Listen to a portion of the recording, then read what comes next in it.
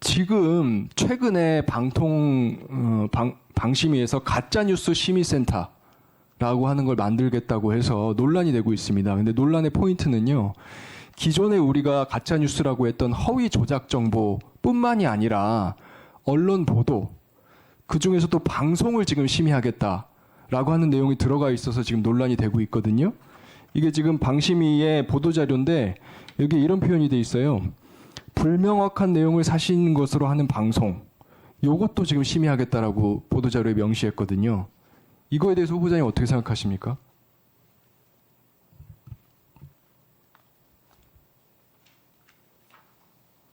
예, 조금 전에 말씀드린 것처럼 그런 언론의 자유를 침해하는 이제 뭐 행정 권한의 어떤 행사나 이것은 적절하지 않다고 저는 생각합니다. 네.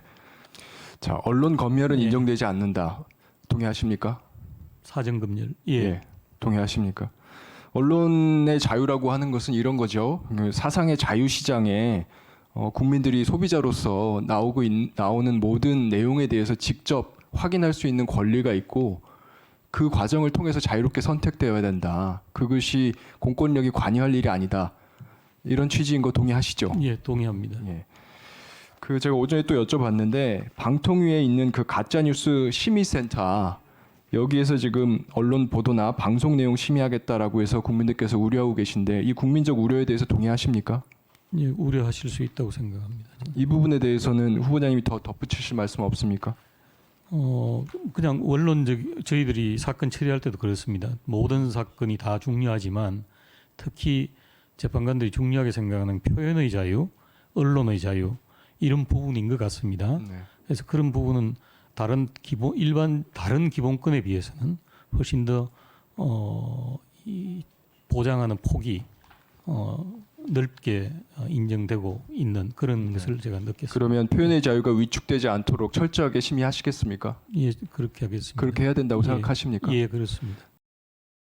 지난 9월 방송통신심의위원회가 새로 설치한 가짜뉴스 심의 전담센터. 긴급하게 심의할 필요가 있는 가짜뉴스를 신고부터 심의까지 한 번에 진행해 가짜뉴스를 근절하겠다는 것이 방심위 설명이었습니다. 하지만 이 기구의 설치는 처음부터 논란이었습니다. 가짜뉴스에 대한 개념 규정이 모호한 데다 심의 대상이나 범위가 구체적으로 규정되지 않아 위헌 소지가 제기됐습니다. 결국 이 센터에 파견된 직원 4명이 최근 회사 고충처리위원회에 원래 부서로 복귀를 요청한다는 신고서를 제출했습니다. 이들은 당초 긴급사안은 방심위 개별 소위나 위원장 승인하에 직원들이 검토했는데 가짜뉴스 센터에서는 직원 개인에게 심의 여부를 결정하게 한다고 설명했습니다. TV조선 재승인과 관련해 방송통신위원회 직원이 구속된 사례처럼 자칫 사법적 피해까지 감수해야 하는 위험이 있다는 겁니다. 또 정작 센터장이 4주간 부재한 상황에서 맡은 업무도 불분명하고 인사과정 역시 적절치 않았다고 주장했습니다. 무엇보다도 비정상적인 센터 운영을 멈춰달라는 게 핵심 요구였습니다. 고충 처리 형식을 빌려서 전원 전보 요청을 한 것이지 내부의 부당함을 이야기하고 센터 업무가 합의되기 전까지 사실상 운영을 중단하자는 취지다. 제대로 전달이 됐으면 좋겠다라고 얘기를. 앞서 방심위 실무팀장 11명도 가짜뉴스 센터가 인터넷 뉴스까지 심의를 확대하는 것이 충분한 의견 수렴 없이 이루어졌다며 반발한 바 있습니다. 사람이 바뀌고 위원장이 바뀐다고 해서 그동안 심의하지 않았던 기준과 원칙들이 바뀌는 것은 옳지 않다고 생각했습니다. 방심위는 이에 대해 직원에게 신속 심의 여부를 결정하게 한 사실이 없다고 반박했습니다. 또 새 센터장 인사를 공백 없이 냈으며 센터 전보 인사를 해당 직원들에게 사전에 통보했다는 입장을 냈습니다. 방심위 고충처리위원회는 다음 주 회의를 열어 센터 직원 4명의 전보를 의논합니다. MBC 뉴스 이재욱입니다. 방송통신심의위원회가 과징금을 부과한 방송사는 MBC와 KBS, YTN, JTBC 등 4곳입니다. 지난해 대선 직전 뉴스타파의 김만배 신앙님 인터뷰를 인용 보도한 데 대해 잘못된 정보를 전달해 자유민주주의의 근간을 흔들 수 있는 심대한 결과를 낳은 책임이 있다며 총 과징금 1억 4천만 원을 결정했습니다. 특히 MBC 뉴스데스크에 대해서는 진상조사를 하지 않고 사과를 안 했다며 최고 금액의 50%를 가중해 역대 최고 과징 금액인 4,500만 원을 PD수첩에는 1,500만 원을 각각 부과했습니다.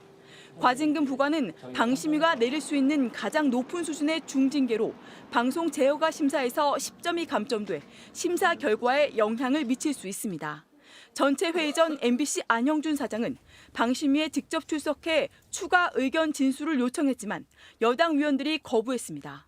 야당 위원들은 사업자의 방어권도 보장해주지 않는 것은 절차상 문제가 있다며 의결을 거부하고 퇴장했습니다. 또 재판도 열리지 않았고 검찰이 수사 중인 상황에서 무슨 근거로 과징금 제재를 하냐면서 앞으로 두고두고 부끄러운 역사로 기록될 것이라고 비판했습니다. 안형준 사장은 기자회견을 통해 김만배 씨 녹취가 허위와 조작이라는 건 현재로서는 검찰과 권력의 일방적 주장일 뿐이라며 지금까지 벌어진 일련의 심의 과정이 언론에 대한 입막음용이 아닌지 심각하게 우려하지 않을 수 없다고 밝혔습니다. 잘못된 결정을 바로잡는 데 모든 노력을 기울일 것입니다.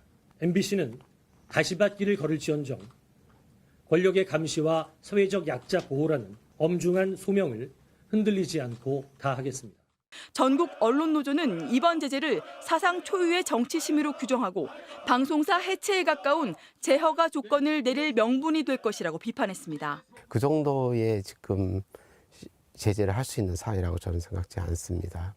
그런 의미에서 본다면 방송통신심의위원회가 과도한 심의를 하고 있다 볼 수 있고요. MBC는 절차적, 내용적 정당성이 결여된 불공정한 정치 심의라며 수용할 수 없음을 분명히 밝힌다는 공식 입장을 냈습니다. MBC 뉴스 임현주입니다.